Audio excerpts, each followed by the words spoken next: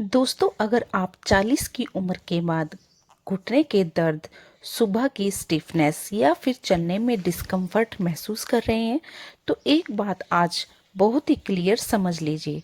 ज़्यादातर केसेस में यह प्रॉब्लम रोज की कुछ छोटी छोटी गलतियों की वजह से होती है।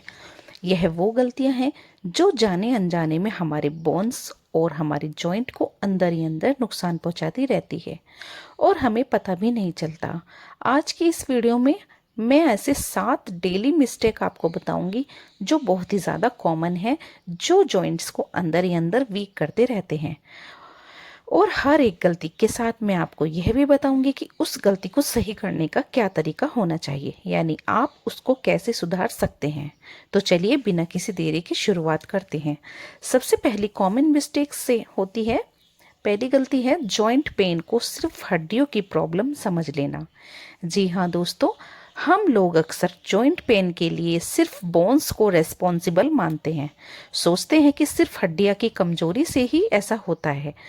इसलिए जैसे ही घुटने या कमर दर्द शुरू होता है, हम सबसे पहले सीधा कैल्शियम या विटामिन डी सप्लीमेंट लेना शुरू कर देते हैं और सोचते हैं कि इससे हड्डियां मजबूत हो जाएंगी और जॉइंट पेन ऑटोमेटिकली जो है वो कम हो जाएंगे। लेकिन जॉइंट सिर्फ हड्डी नहीं होती, यह जान लीजिए जॉइंट एक पूरा पूरा सिस्टम होता है जिसमें कार्टिलेज होता है, जॉइंट फ्लूइड यानी ग्रीस होती है, लिगामेंट्स होते हैं और नर्व्स होती है।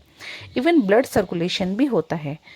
अगर हड्डी पर ही हमारा सारा का सारा फोकस रहेगा तो बाकी चीजें इग्नोर हो जाएंगी और जिससे दर्द धीरे धीरे बढ़ता ही जाता है।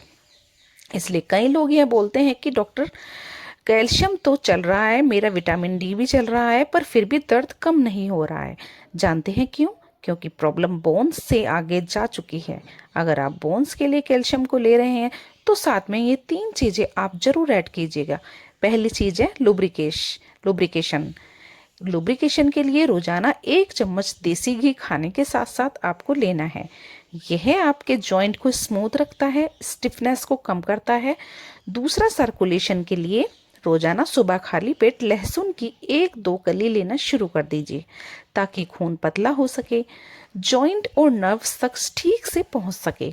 और तीसरा, रोजाना आप रिपेयर और रिकवरी के लिए रात को हल्दी वाला दूध जरूर पीजिएगा, जिससे कि यह अंदर ही अंदर इन्फ्लेमेशन को शांत कर सकता है। दूसरी मिस्टेक जो होती है वो होती है पेन किलर लेना शुरू कर देते हैं। दोस्तों, पेन किलर लेने के बाद दर्द कम हो जाता है और यह भी लगता है कि जैसे प्रॉब्लम कंट्रोल में आ गई है, लेकिन पेन किलर सिर्फ पेन सिग्नल को ही बंद कर देता है, डैमेज को नहीं रोकता। पेन किलर लेने से भी जॉइंट में बराबर प्रेशर बना रहता है, यह घिसता रहता है, जॉइंट आपका सूखता रहता है, लेकिन क्योंकि बॉडी को इसका एहसास होना बंद हो जाता है तो हम समझते हैं कि सब कुछ ठीक चल रहा है। इसका रिजल्ट यह होता है कि कार्टिलेज और ज़्यादा घिस जाता है और कुछ सालों बाद पेन किलर भी काम करना बंद कर देती है। वैसे पेन किलर को तुरंत बंद करना जरूरी नहीं है, आप इसे कभी कभी यूज़ कर सकते हैं, लेकिन बस इसे रोज रोज लंबे समय तक लेना बहुत बड़ी गलती है जिससे आपको बचना है। अगर आपको पेन किलर लेनी पड़ती है दोस्तों, तो इसके साथ डेली इन्फ्लामेशन कंट्रोल के लिए आप रात को हल्दी वाला दूध, 1 चुटकी काली मिर्च डालकर जरूर पिया करें ताकि इन्फ्लामेशन कम हो सके। जॉइंट में ड्राइनेस के लिए घी या फिर हेल्दी फैट्स को अपनी डाइट में ज़रूर शामिल कीजिए और सिर्फ इमरजेंसी केसेस में ही नहीं, यानी जब आपका दर्द बहुत ज़्यादा बढ़ जाए तभी सिर्फ उस केस में ही आपको कोशिश कीजिएगा कि आप पेन किलर ले, अदरवाइज आप पेन किलर बिल्कुल भी ना लें। आप अपनी बीमारी को, अपने जॉइंट को अंदर से हील करने की कोशिश न करें, उस दर्द के सिग्नल को दबाने की कोशिश करें। तो तीसरी गलती है, बहुत ही कॉमनली जो दिखती है वो है घी और हेल्दी फैट बहुत कम लेना। अक्सर मैं ये देखती हूँ कि जो लोग देसी घी और हेल्दी फैट्स को लेना बिल्कुल बंद कर देते हैं, उनके अंदर जॉइंट की प्रॉब्लम ज़्यादा होती है। इसकी वजह से जॉइंट से आवाज़ें आने लगती है, ड्राइनेस बढ़ जाती है, जॉइंट स्टिफ हो जाते हैं और नर्व पेन होने लग जाता है। हमारे जॉइंट को सिर्फ स्ट्रेंथ नहीं दोस्तों, बल्कि लुब्रिकेशन भी चाहिए होता है। हेल्दी फैट्स के बिना हमारा कार्टिलेज ड्राई हो जाता है, नर्व से सेंसिटिव हो जाती है और कैल्शियम और विटामिन डी का एब्जॉर्प्शन भी बॉडी में कम हो जाता है। याद रखिए, प्रॉब्लम घी या फिर हेल्दी फैट से नहीं है, प्रॉब्लम क्वांटिटी और इम्बैलेंस से होती है। तो रोजाना 1 चम्मच देसी घी खाने के साथ लीजिए। फैट को ज़ीरो मत कीजिए, ज़ीरो ऑयल वाली जो रेसिपी है उनको फॉलो मत कीजिए, बस इसकी क्वांटिटी को कंट्रोल कीजिए और रिफाइंड ऑयल को बिल्कुल यूज़ करना बंद कर दीजिए। चौथी और बहुत ही कॉमन मिस्टेक है ठंडी चीज़ों को ज़्यादातर इस्तेमाल करना।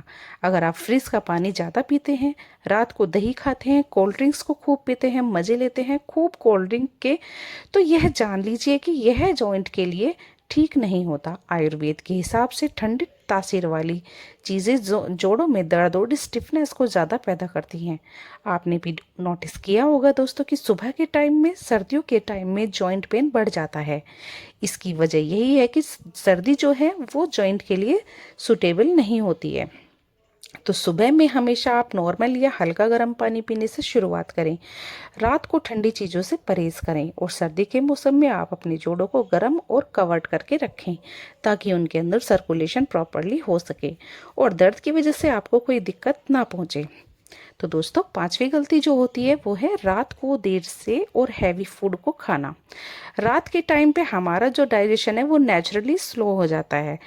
जब आप रात को लेट या फिर कोई हैवी डिनर खाते हैं या बिरयानी वगैरह कोई हैवी चीज़ खाते हैं तो बॉडी के अंदर आम जमा हो जाती है, टॉक्सिन्स जमा होने लगते हैं और ये टॉक्सिन्स बॉडी के वीक पॉइंट के ऊपर डिपॉजिट हो जाते हैं। और ये वीक पॉइंट जो है, इनमें से एक वीक पॉइंट होता है वो है हमारे जॉइंट। इसलिए रात को हैवी फूड लेने के बाद अक्सर सुबह ही स्टिफनेस फील होती है, जॉइंट हैवी लगने लगते हैं और मूवमेंट स्टार्ट करने में हमें प्रॉब्लम होती है। तो डिनर हमेशा जल्दी 7 से 8 के बीच में ना फिनिश कर लें और डिनर हमेशा लाइट और सिंपल ही लेना चाहिए और सोने से पहले हैवी फूड कोई भी नहीं खाना है, कंप्लीटली अवॉइड करना है। तो दोस्तों, छठी गलती होती है मूवमेंट के दोनों एक्सट्रीम्स पर चले जाना। एक तरफ वो लोग होते हैं जो बोलते हैं कि दर्द है इसलिए बिल्कुल रेस्ट कर रहा हूँ, कुछ नहीं चल फिर रहा हूँ। दूसरी तरफ वे लोग होते हैं जो बोलते हैं कि यार दर्द है लेकिन फिर भी रोजाना 1 घंटा एक्सरसाइज में जरूर करता हूँ। ये दोनों ही सिचुएशन आपके जॉइंट के लिए गलत होती हैं। हमारे जॉइंट जेंटल मूवमेंट के साथ कंसिस्टेंसी मांगते हैं लेकिन जोर जबरदस्ती नहीं मांगते, इसलिए रोजाना वॉकिंग और लाइट स्ट्रेचिंग जरूर करें।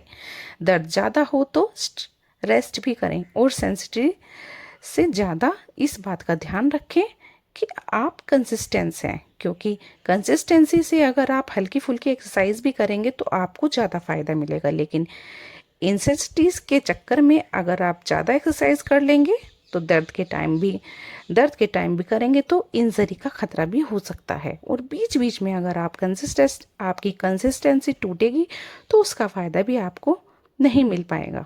तो दोस्तों, 7वीं गलती है पानी का कम पीना, मतलब डिहाइड्रेट रहना। दोस्तों याद रखिए, जॉइंट में चिकनाहट का बेस होता है हाइड्रेशन। अगर आप दिन में पानी बहुत कम पीते हैं तो इससे आपके जॉइंट के अंदर फ्लूइड कम हो जाता है, कार्टिलेज ड्राई हो जाती है और नर्व्स इरिटेटेड हो जाती है। रोजाना डीएक्टिवेट मात्रा में आपको पानी जरूर पीना चाहिए। चाय, कॉफ़ी या दूसरे जो डिहाइड्रेटिव फूड हैं इनको आप कम कंज्यूम करें। खासतौर पर अल्कोहल भी एक ऐसी चीज़ है जो बहुत ज़्यादा डिहाइड्रेशन करती है, तो उसको भी आप कम कर दीजिए। आखिरी में सबसे डेंजरस गलती जो होती है ये सोच लेना कि मेरी एज हो गई है, अब दर्द तो मुझे रहेगा ही।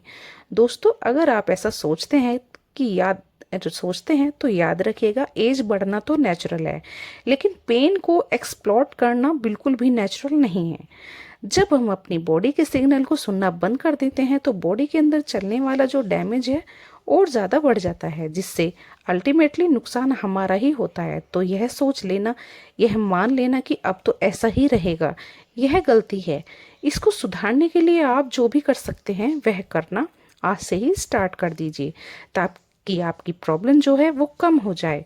बहुत सारे ऐसे लोग हैं दोस्तों जो मैंने देखा है 50, 60, 70 साल की उम्र में भी अच्छे से चल लेते हैं, सीढ़ियाँ भी चढ़ते हैं, लेकिन कुछ लोग ऐसे भी होते हैं जो 40-45 की एज में ही बैठ जाते हैं कुर्सी पर और चल फिर नहीं पाते। तो यहाँ एज का कोई रोल नहीं होता, यहाँ रोल होता है आपकी लाइफस्टाइल का, आपकी हैबिट्स का। दोस्तों, जॉइंट पेन अचानक से नहीं होता, यह सालों की आदतों का रिजल्ट होता है। अच्छी बात यह है कि आदतें बदलती जाएं। अगर आप आज से ही इन गलतियों के ऊपर ध्यान देना शुरू कर देंगे तो जॉइंट्स भी आपके धीरे धीरे रेस्पॉन्स देना शुरू कर देंगे। इस वीडियो को अपने पेरेंट्स के साथ शेयर जरूर करना और कमेंट में फिर आपकी एज कितनी है और आपके कौन से जॉइंट सबसे ज़्यादा आपको परेशान करते हैं मुझे लिखकर ज़रूर बताना। तो मिलते हैं इसी तरह की नेक्स्ट वीडियो में। आपको वीडियो पसंद आई हो तो लाइक करना, हमारे चैनल को सब्सक्राइब करना। Till then bye bye, stay beautiful always.